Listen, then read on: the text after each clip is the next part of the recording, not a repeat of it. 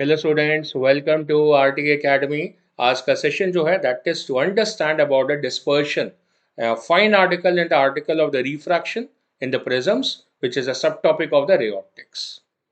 अच्छी बातें पढ़ने वाले हैं, स्टे ट्यून्ड।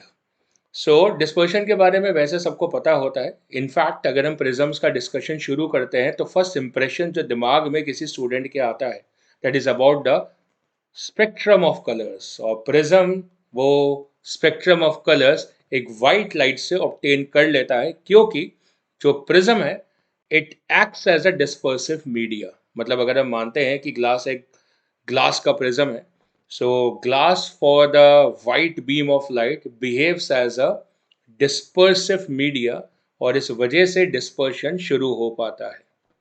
इस पूरी कहानी में जो सबसे पहले हीरो है that article is a deviation, क्योंकि हमने पूरा लास्ट का जो वीडियो है वो डिविएशन के ऊपर करा था। So before coming to this video I advise the students so do watch the video for the deviation and then come to this for a better understanding. तो अगर हम बात करते हैं डिविएशन की, तो हमने उसका एक्सप्रेशन डिराइव करा था as the angle i plus angle e minus of angle A. That was supposed to be the angle of the deviation, I plus E minus of A. Now, this is for a regular prism. Regular prism मतलब ये जैसा हमारा एक prism है, और आपने क्या करा, इस पे किसी रे ऑफ लाइट को इंसिडेंट करा। So this ray of light went hair, यहाँ पर आपने नॉर्मल बनाया, उससे आपको एंगल ऑफ इंसिडेंस मिला। फिर ये रे ऑफ लाइट की जर्नी इनसाइड द प्रिज्म हुई, जिससे आपको अपना पहला inside angle of the prism मिला। फिर ये जर्नी जब सेकेंड रिफ्रैक्शन पे पहुंची और आपने सेकेंड नॉर्मल को क्रिएट करा, तो आपको यहाँ पे second internal angle of the prism मिला। And finally the ray came out of the prism, तो हमें ये एंगल एमर्जेंट एंगल मिला। वी हैड डिसाइड किया कि internal angles of the prism मिला के एंगल ऑफ द प्रिज्म या रिफ्रैक्टिंग एंगल की वैल्यू हमें प्रोवाइड करते हैं, और डिविएशन हमने इस एक्सप्रेशन के थ्रू कैलकुलेट करी। नाउ लेट्स सी हुआ क्या कि हमको जो प्रिज्म दिया गया है वो हमें कैसा दिया गया है। That's a very thin prism like this. If it is going to be a very thin prism like this, so what happens कि for the same incident light over here, same incident light, अगर हम यहाँ पे normal को construct करते हैं, सो आप देख सकते हैं कि एंगल ऑफ इंसिडेंस जो है वो कम हो जाएगा। ये एंगल ऑफ इंसिडेंस जब कम हो जाता है तो हम इस कंडीशन को ले सकते हैं as a near incident normal और नियर नॉर्मल इंसिडेंस। मतलब एंगल आई की वैल्यू कम हो गई है। So now if I write 1 into sine of i as equal to mu into sine of R1, which means कि अगर मैंने एंगल आई को कम करा है तो R1 एंगल भी ऑटोमेटिकली कम हो जाएगा। अगर ऐसा हो चुका है सो फिर I can write this expression as 1 into i as equal to mu into R1, ये यूज करते हुए कि स्मॉल एंगल के लिए साइन थीटा को थीटा लिखा जा सकता है। Now, if I label this as equation 1, मैं इस equation को equation 2 लेबल इन कर रहा हूँ। Further, second refraction surface पे, मतलब अगर पहला incidence point M है, second N है, तो N point पे Snell's law लगाता हूँ। So ray of light prism में से बाहर आ रही है, so I can apply mu sin of R2 will be equal to, ray बाहर जा रही है, so that's 1 into sin of E. And now what do I learn? कि मेरे पास R1 प्लस R2 क्योंकि एंगल ए के बराबर है, लेकिन थिन प्रिज्म होने की वजह से एंगल ए बहुत कम हो चुका है। आपने क्या सोचना था कि सर देखो R1 अगर कम है तो R2 ज़्यादा हो जाएगा क्योंकि दोनों का सम ए है। बट माय फ्रेंड्स, क्योंकि ये थिन प्रिज्म है उसका मतलब एंगल ए यहाँ पे कम है, और एंगल ए कम होने की वजह से अगर R1 कम है और R2 कम है, नो नो एंगल ए कम है, तो एज अ कंक्लूजन जो R2 एंगल है वो भी कम आएगा। और अगर ऐसा है कि R2 एंगल की वैल्यू कम आ रही है तो एंगल E भी यहाँ पे कम हो जाएगा। और अगर ऐसा है so I can rewrite this expression as mu times of R2 as equal to 1 times of E, and that's my third equation. अब मैं क्या करने वाला हूँ, इक्वेशन नंबर 2 और 3 से मैं एंगल I की वैल्यू को और एंगल E की वैल्यू को पिक करूंगा और उसको डिविएशन के एक्सप्रेशन में प्लेस करूंगा। So let me allow to do so. So if I do this activity, so the amount of the deviation for the case of what a thin prism is going to be angle I की जगह I am substituting from here as mu times of R1, फिर angle E की जगह I am substituting from here that is mu times of R2 and minus of angle A, that looks interesting for me. This becomes as mu times of r1 plus of r2 minus of angle A, which becomes mu times of A minus of A. Hence, the value for the deviation works upon as mu minus 1 into A as my expression for the deviation. And that looks like a very simplistic relation in comparison to कि जो मैं पहले deviation का expression बनाया हुआ था. हालांकि बना वो उसी में से है, but the easiness is कि इस expression में ना मुझे angle I देखना है, ना E देखना है, ना R1 देखना है, ना R2 देखना है.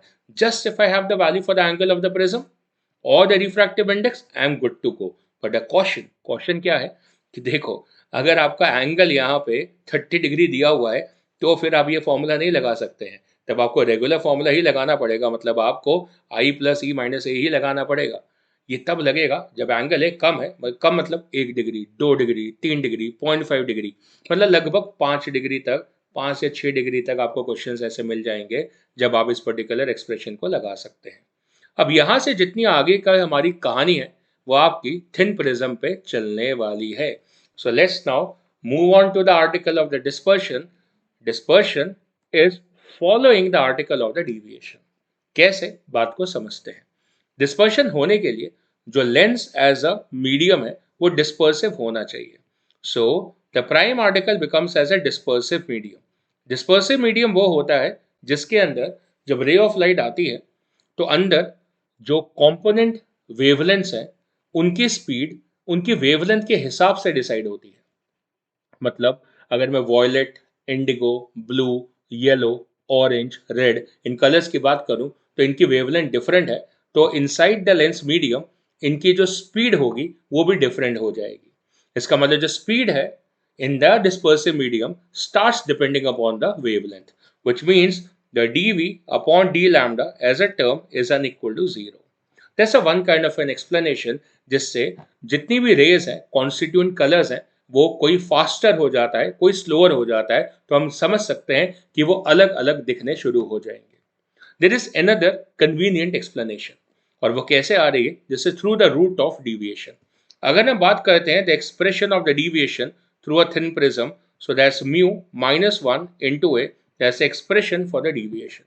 Now if I looking at this particular expression, मुझे ये समझ में आ रहा है कि एंगल A तो मैं बदल सकता नहीं हूँ क्योंकि मुझे प्रिज्म गिवन है, but certainly I am looking at another aspect, that is the refractive index. Now I have a Cauchy's relation, and the Cauchy's relation is something which explains to me the relation of the refractive index plus with the wavelength of the light. So the expression is something like this, that is a plus b upon lambda square plus c upon lambda power 4. इससे मुझे कम से कम ये समझ में आता है that if the lambda is higher, so the refractive index is going to be lower. So I go for this idea. मुझे इतना पता है, मेरे बैक एंड नॉलेज है कि जो वेवलेंथ होती है रेड की वो वॉयलेट से ज़्यादा होती है. This is something I know. तो अगर मुझे ऐसा पता है तो ये क्लियर हो चुका है मुझे कि जो mu refractive index for the violet होगा वो आपका refractive index of the red से ज़्यादा होगा. इतनी इन्फॉर्मेशन मेरे लिए एक बम्बार्डिंग इन्फॉर्मेशन है, क्योंकि मुझे समझ में आ रहा है कि यहाँ पे जो डिविएशन है ना वो मेरी रिफ्रैक्टिव इंडेक्स पर डायरेक्टली डिपेंड कर रही है. तो higher is a refractive index, higher is going to be the deviation. So मुझको क्या समझ में आया कि रिफ्रैक्टिव इंडेक्स वॉयलेट का ज़्यादा आ रहा है. सो तुरंत as a consequence I am able to comment that the deviation for the violet is more than the deviation for the red. And so I can understand कि जब एक wide beam of light lens के through move करेगी तो सारे colour अलग अलग amount से डिविएट होंगे, तो वो अलग अलग जगह पे दिखेंगे लेंस में, उनकी पाथ ब्रेकिंग हो जाएगी, अलग अलग पाथ से मूव करेंगे और वॉयलेट में सबसे ज्यादा डिविएशन दिखेगी और रेड में कम दिखेगी.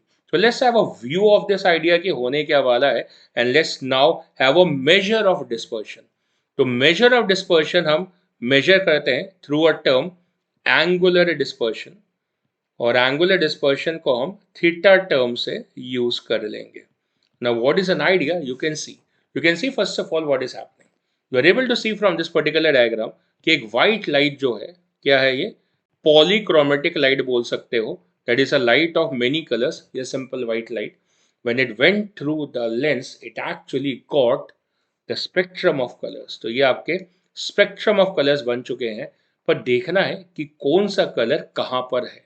So that is very easy. How it is easy? So let me construct in front of you with my own hands. So let me have a diagram for you. So for constructing the diagram, let me consider this as a prism. और ये actually में ना thin prism बनना चाहिए, क्योंकि मैं जो result लगाने वाला हूँ ना अभी आपके सामने, वो थिन प्रिज्म के लगाने वाला हूँ, ठीक है। सो एक्चुअली में थिन प्रिज्म बनाना चाहिए हम लोगों को, ठीक है। Let's do it, let's assume that this is a thin prism, not to scale. So now what happened? So there was a white light which was moving over here. अब क्या हुआ? अभी जो वाइट लाइट है actually में मतलब ये white light red light बन गई है, तो हम इसको ऐसे ऐसे कर लेते हैं, राइट। सो जस्ट इमेजिन कि ये ब्लू और रेड लाइट का मिक्सचर है, मतलब वो वाइट लाइट है, ठीक है। अब क्या हुआ कि जब ये लाइट अंदर गई तो इसमें डिविएशन आ गई, पर डिविएशन तो सेम है ही नहीं। डिविएशन सेम नहीं है उसका मतलब, डिविएशन सेम नहीं है उसका मतलब कि ये जो रे ऑफ लाइट थी वो तो अदरवाइज सीधी निकल जाती, लेकिन उसमें डिविएशन आ गई। लेकिन डिविएशन हमने देखा है कि वॉयलेट में रेड से ज्यादा है, तो अगर डिविएशन वॉयलेट में रेड से ज्यादा है मतलब रेड में deviation come I. So let me sketch the red रे। तो ये मेरी रेड रे बन गई है। और अगर मैं ऐसा बोल रहा हूं कि वॉयलेट में डिविएशन ज्यादा आई है, तो ये मेरी वॉयलेट रे बना लेते हैं।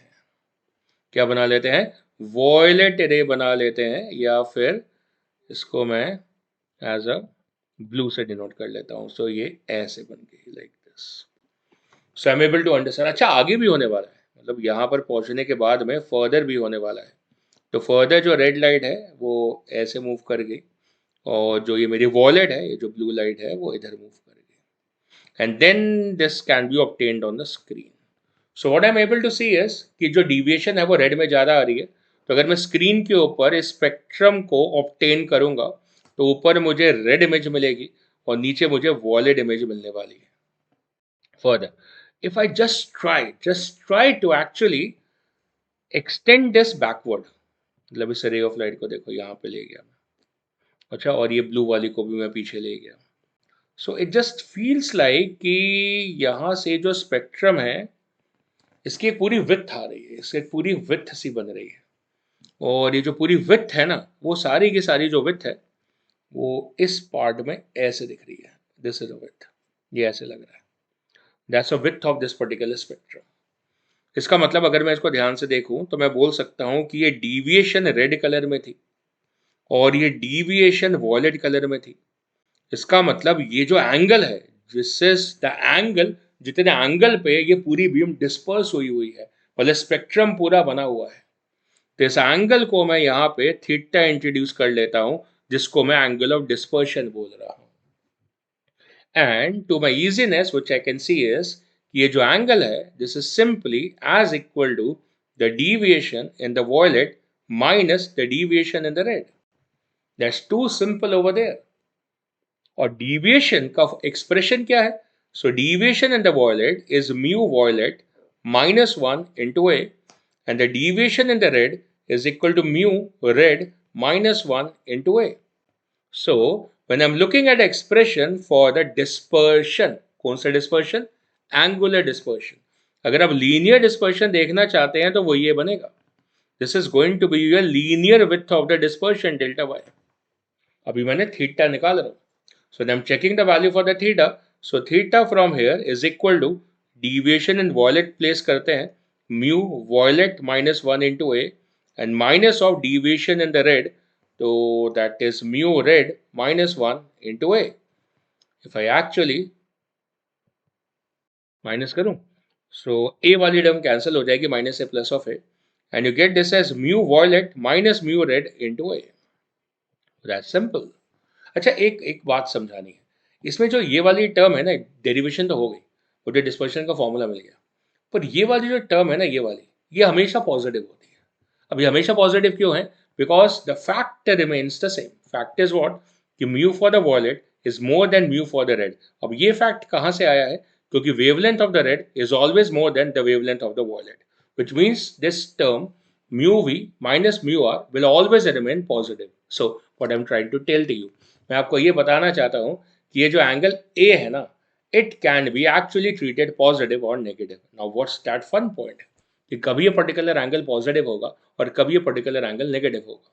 सो the idea is very simple my friends कि मान लेते हैं कि अगर हमारे पास एक पर्टिकुलर प्रिज्म है, right, there is a single prism which is kept in this format, correct, और इसके साथ में एक और प्रिज्म मैंने रखा हुआ है, इंडिपेंडेंट दूसरा प्रिज्म है जो कि मैंने इन्वर्ट करके रखा हुआ है ऐसे. So if then upright prism, repeating the language, if there is an upright prism and there is an inverted prism, तो अगर मैं यहां पर A1 को पॉजिटिव कंसिडर कर रहा हूं तो ये जो A2 है इसको मैं नेगेटिव कंसिडर करूंगा क्योंकि इससे जो डिस्पर्शन का डायरेक्शन है वो चेंज हो जाएगा, इससे जो डीविएशन का डायरेक्शन है वो बदल जाएगा और डीविएशन से ही डिस्पर्शन आ रही है. So which means that when I am talking about this particular dispersion it can behave as positive और नेगेटिव. जैसे कि मैं बोलता हूँ कि जो मेरी डीविएशन है वो मेरी क्लॉकवाइज और एंटी क्लॉकवाइज हो सकती है, बट अगर मैं बोल रहा हूँ कि डिस्पर्शन मेरा पॉजिटिव या नेगेटिव हो रहा है तो इसका मतलब उसकी सेंस आ रही है डायरेक्शन की, और वो ए के ऊपर डिपेंड कर रहा है कि आपने प्रिज्म को किस तरीके से अरेंज करा हुआ है. सिंपल. चलो तो मुझे क्या समझ में आया कि मेरे पास जो प्रिज्म है वो दो एक्टिविटीज कर रहा है. एक तो वो डिविएट कर रहा है और डिविएशन की वजह से डिस्पर्शन आ रही है. So now I wanted to actually compare between the two given prisms. मुझे ये बोला गया कि आपके पास में मान लो कि दो प्रिज्म्स है, एक क्राउन ग्लास का बना हुआ है, एक फ्लिंट ग्लास का बना हुआ है. These are the two common material you will find in the questioners which are used for constructing the prisms. तो अगर मैं ऐसा मान लेता हूँ कि मेरे पास दो अलग अलग मटेरियल के आपके पास में प्रिज्म्स हैं, so I wish to compare the dispersion in them. पर जो डिस्पर्शन उनमें हो रही है वो डिविएशन की वजह से हो रही है. To collectively create a term, we introduce the terminology dispersive power. देखो पावर का जब आप जिक्र करोगे तो पावर बहुत तरीकों की होती है. You can have an optical power, you can have a resolution power, you can have a magnifying power. But right now I am talking about the dispersive power. मतलब जो भी मेरे पास optical instrument है, it is having an ability to disperse. Meaning क्या है भाई इन सारी बातों का? मैं एक टर्म इंट्रोड्यूस कर रहा हूं जो कि एक अच्छे प्रिज्म को समझा रहा है in the terms of some value, है ना. अब अच्छा प्रिज्म मेरे लिए क्या बोलो तो अच्छा प्रिज्म मेरे लिए है जो कि डिस्पर्शन करे अच्छे से करे. मतलब डिविएशन अगर सेम रखें तो डिस्पर्शन जिस प्रिज्म में जा रहा है, दो प्रिज्म है, दोनों में डिविएशन का अमाउंट अगर मैं यूनिट डिविएशन बोल देता हूं तो जिस पर्टिकुलर प्रिज्म में अमाउंट ऑफ डिस्पर्शन ज्यादा होगा, जिसके अंदर थीटा ज्यादा आएगा, so I will be telling it has a better dispersive power, which means the dispersive power is having a measure as equal to theta upon delta, where theta is supposed to be the term as your angular dispersion, and when I'm talking about delta as a term that is known as your deviation. Great. So what do? I substitute the expression. तो मैंने theta का expression तो आपके सामने अभी अभी बनाया था. So what is the expression?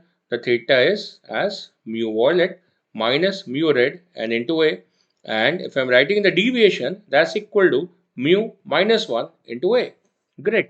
So the expression for the dispersive power, that's mu violet minus mu red into a and upon mu minus 1 into a. थोड़ा ध्यान दें, ये एक्सप्रेशन आपके रिफ्रैक्टिव इंडेक्स मतलब डिस्पर्शन का एक्सप्रेशन रिफ्रैक्टिव इंडेक्स और refracting angle दोनों पर डिपेंड करता है. सिमिलर मोड अगर मैं डिविएशन के ऊपर ध्यान दूं तो ये एक्सप्रेशन भी रिफ्रैक्टिव इंडेक्स और रिफ्रैक्टिंग एंगल दोनों पर डिपेंड करता है. But to my astonishment when I am talking about the dispersive power, so you can also see that कि यहाँ पे ये ए और ए कैंसल्ड है my friends. So the dispersive power is simply working as mu violet minus mu red upon mu minus 1 that's independent of your refracting angle of the prism. Great. So अगर मुझे data given होगा I can easily do that, but there is a trouble. The trouble is that what is mu? So mu का मतलब है ये जो expression है this is known as a mean deviation. क्या बोलेंगे इसको? The mean deviation. मतलब ये जो mu है हम इसको क्या लिखेंगे? As a mean refractive index. Now what do I talk about the mean color? The mean color is taken as yellow. What? Yellow. So which means the mu mean over here is usually taken as a mu yellow. Suppose कोई question आपके सामने है जिसके अंदर आपको yellow colour का refractive index नहीं दिया हुआ है. So you can take a chance. Take a chance means that will be the correct way of attempting the question कि mu को मैं कैसे लिखूंगा, mu violet plus mu red upon 2. So that solves my query. कि basically जब मैं यहाँ पे mu मिसिंग पा रहा हूँ किसी क्वेश्चन में, बट मेरे को वॉयलेट और रेड का रिफ्रैक्टिव इंडेक्स गिवन है, so easily I can take the mean of this and calculate the value for the mu, and hence I will be able to get the value for the omega. Further means किसी question में हो सकता है कि आपको wallet की जगह blue given हो, so don't panic. It will be mu b plus mu r upon 2. मतलब वॉलेट की जगह ब्लू गिवन होगा. Great. So I've understood the idea of a new term, the dispersive power. Great. Now just sit down.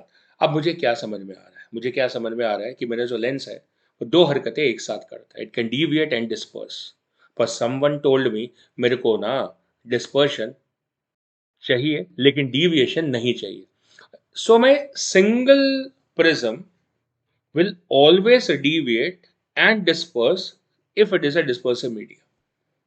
तो अगर मुझे एक single condition चाहिए, जैसे मुझे सिर्फ डिस्पर्शन चाहिए पर डिविएशन नहीं चाहिए, it can be achieved by an idea which is known as the combination of the prisms. So what I am doing कि मैंने एक और प्रिज्म को अपने एग्जिस्टिंग प्रिज्म के साथ कॉम्बिनेशन में लगा दिया. अब मैंने क्या करा, उसके नेट डिस्पर्शन चेक करी. तो पहले प्रिज्म से θ1 है और दूसरे प्रिज्म से θ2 है, और उसकी नेट डिविएशन चेक करी. तो पहले प्रिज्म से Δ1 है, दूसरे प्रिज्म से Δ2 है. मुझे क्वेश्चन कह रहा है कि मुझे डिविएशन नहीं चाहिए. ग्रेट. इसका मतलब नेट डिविएशन 0 है. दोनों प्रिज्म डिविएशन प्रोड्यूस करेंगे, लेकिन कॉम्बिनेशन से पॉसिबल है कि दोनों का मिल के 0 हो जाए. ये कैसे हो सकता है? ये हो सकता है अगर डिविएशन 1 पॉजिटिव हो, मतलब मान लो कि वो क्लॉकवाइज हो, और डिविएशन 2 नेगेटिव हो, मतलब मान लो कि वो एंटी क्लॉकवाइज हो. सो ये फीड अचीव हो सकता है. ऐसे में प्रिज्म को कैसे अरेंज करना पड़ेगा वो इस एक्सप्रेशन के थ्रू समझते हैं. तो अगर मैं Δ1 लिखूं, so that's mu -1 into a, that's a deviation through the first prism, plus mu prime -1 into a prime, that should add up to 0 as per the given question.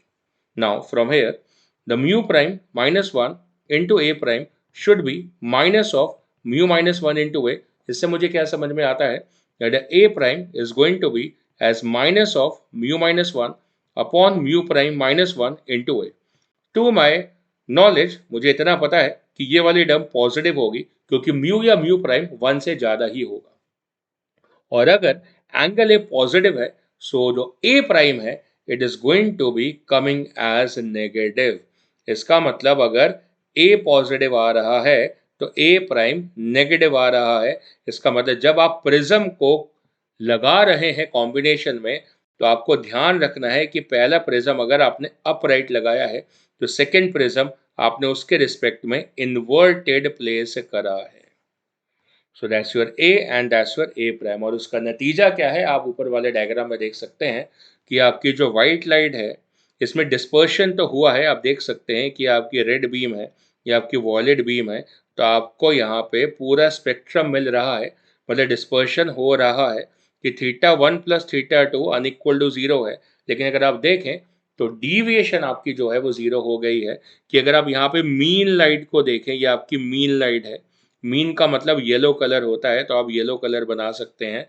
तो ये जो आपकी मीन लाइट है it is emerging parallel to the incident light. इसका मतलब जो deviation है वो कितनी हो चुकी है? 0 हो चुकी है. So great combination. हम चाहते हैं अगर हम इसका रिवर्स बनाना चाहें तो वो भी पॉसिबल है. रिवर्स का मतलब क्या है? Reverse means I have an idea कि मैं डीविएशन विदाउट डिस्पर्शन बनाऊं. मतलब मैं ऐसा चाहता हूं कि डिस्पर्शन ना हो पर डीविएशन हो. सो कोई बात नहीं, let me actually arrange the same. तो अरेंजमेंट कैसे? अगर मैं नेट डीविएशन लिख रहा हूं सो दैट्स Δ1 प्लस Δ2, और अगर मैं नेट डिस्पर्शन लिख रहा हूं सो दैट्स θ1 प्लस θ2. मुझे क्वेश्चन कह रहा है कि मुझे ना डिस्पर्शन नहीं चाहिए, तो मैंने उसको इक्वल टू 0 कर दिया. मतलब एक से डिस्पर्शन हुई और दूसरे में नहीं हुई. As you can see in the diagram, you can see this कि यहाँ पे डिस्पर्शन क्रिएट हुई थी, देख सकते हो. और बाद में क्या हुआ, वो जो डिस्पर्शन है वो खत्म हो गई। सो इट गॉट फिनिश्ड, मतलब उल्टे डायरेक्शन में हो गई और डिस्पर्शन जो है वो फिनिश आउट हो गई। अब ऐसा कैसे हो पाया? So let's have a view of that.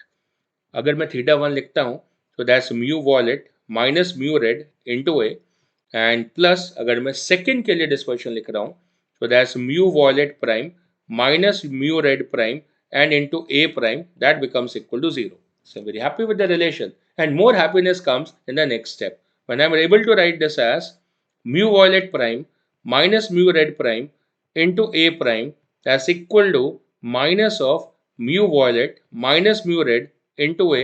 तो यहाँ से मुझे a prime मिल जाता है as minus of mu violet minus mu red upon mu violet prime minus mu red prime and into a prime. Now once again मुझे क्योंकि knowledge है, अभी मैंने डिस्कस भी करा था कि भाई वॉयलेट का रिफ्रैक्टिव इंडेक्स रेड से हमेशा ज्यादा होगा। इसका मतलब ये जो सर्कल टर्म है वो हमेशा पॉजिटिव रहेगी, which means that if a prime is once again coming as positive, अच्छा ये तो a है ना, this is a, इसको a prime हटाए। So if the a is coming as what, positive, so in that case the a prime has to be negative, which means while I'm combining the second prism, I must know that what I am doing, I am actually placing the second prism once again inverted with respect to first prism. मतलब अगर ये मेरा A है तो ये मेरा A prime है, and because of this you can see in the upscale diagram कि हुआ क्या है कि डीविएशन हो रही है क्योंकि आपकी इंसिडेंट व्हाइट लाइट है और ये आपकी एमर्जेंट व्हाइट लाइट है, ये वाली, ये जो जा रही है, that's your emergent white light. तो आप देख सकते हैं दोनों के बीच में आपको ये एंगल मिल रहा है, which means the deviation is not equal to 0, but dispersion आप देख सकते हैं कि बंद हो चुकी है, खत्म हो चुकी है। इस आइडिया को हम बोलते हैं एज एन एक्रोमैटिक कॉम्बिनेशन। ये जो लैंग्वेज है जो कि मैंने आपको अभी बोली, एक्रोमैटिक कॉम्बिनेशन, ये कहाँ से आ रही है? It is coming from the language of the chromatic aberration. अभी क्रोमेटिक एबरेशन क्या होता है? Chromatic aberration is suppose to be an error of the light. इसका मतलब क्योंकि आपकी लाइट व्हाइट लाइट थी तो क्या हुआ कि वो डिस्पर्स कर गई। सोचो अगर आपकी जो लाइट है वो मोनोक्रोमेटिक होती, सिंगल कलर की होती, तो वो डिस्पर्स थोड़ी करती, which basically means that this is an error. अब हम चाहते हैं कि ये एरर खत्म हो जाए, तो सिंगल प्रिज्म से ये पॉसिबल नहीं है। So we took the combination of the prism, और ऐसे कंबाइन करने की वजह से आप देख सकते हैं कि जो कलर्स थे वो गायब हो गए। क्रोम का मतलब क्या है? कलर्स। सो एक्रोमेटिक मीन्स कि आपने कलर्स को खत्म कर दिया है। कैसे करा है? कॉम्बिनेशन लगा के। Hence this is known as an achromatic combination. इस फीट को अचीव करने के लिए आपने दो प्रिज्म्स को यूज करा है। उन दोनों प्रिज्म्स को जो कि आपने यूज करे हैं, those two prisms are termed as achromatic doublets. What are they? The achromatic doublets. और इस कंडीशन में आपकी नेट डिविएशन 0 नहीं आ रही है। तो ये वाला जो कॉम्बिनेशन हमने पढ़ा, हमने इसको नाम दिया अभी ताजा ताजा, इसको क्या बोल रहे हैं? As an achromatic combination. और इससे पहले वाला जो केस हमने पढ़ा था, इस केस को हम बोलते हैं as a direct vision combination. तो डायरेक्ट विजन कॉम्बिनेशन का मतलब है जिसके अंदर डिस्पर्शन हो रही है पर डिविएशन नहीं हो रही है, direct vision combination. You can also have a unique feet in the sense कि आप ऐसा भी कर सकते हैं कि आप ऐसा कॉम्बिनेशन बनाएं जिसके अंदर ना डिविएशन हो रही है ना डिस्पर्शन हो रही है। मतलब आप देख सकते हैं डायग्राम के अंदर कि ये आपकी इंसिडेंट वाइट लाइट थी और ये आपकी एमर्जेंट है, इनके बीच में कोई डिविएशन नहीं हो रही है, ये दोनों पैरेलल आ रही हैं। और फर्दर आप देख सकते हैं कि जो इंसिडेंट वाइट लाइट थी वो आपकी फाइनल भी वाइट लाइट है। इसका मतलब डिस्पर्शन हुआ था, देख सकते हैं दोनों लेंसेज में, लेकिन ओवरऑल जो नेट डिस्पर्शन आप देख रहे हो वो 0 हो गया है। तो बड़ी यूनिक सी कंडीशन आ रही है, मतलब जिसके अंदर हमने θ1 प्लस θ2 को भी 0 कर दिया है और हमने जितनी नेट डिविएशन थी वो भी हमने क्या कर दी है? 0 कर दी है। So that's like a unique condition जो कि हम अचीव कर सकते हैं। So this was an article which we actually expected कि हम आज के सेशन में कवर अप करेंगे, that was to understand the dispersion completely. और हमने देखा कि डिस्पर्शन क्या होता है, उसका मेजर लिया, फिर समझा कि एक सिंगल प्रिज्म डिस्पर्शन डिविएशन दोनों करता है। लेकिन अगर आपकी तमन्ना है कि आप सिर्फ डिविएशन देखें, डिस्पर्शन ना देखें, या ऑल्टरनेटिवली आप सिर्फ डिस्पर्शन देखें और डिविएशन ना देखें, तो वो भी हम ऑब्टेन कर सकते हैं, but that article will be coming from the combination of the prisms। तो दो तरीके के कॉम्बिनेशन पढ़े हमने, एक तो डायरेक्ट विजन कॉम्बिनेशन और दूसरा acromatic combination। So with this, I think we have understood the whole idea of the prisms। Hopefully आपको सेशन बड़ा सही लगा होगा, समझ में आई होगी हर बात। Thanks for watching, bye.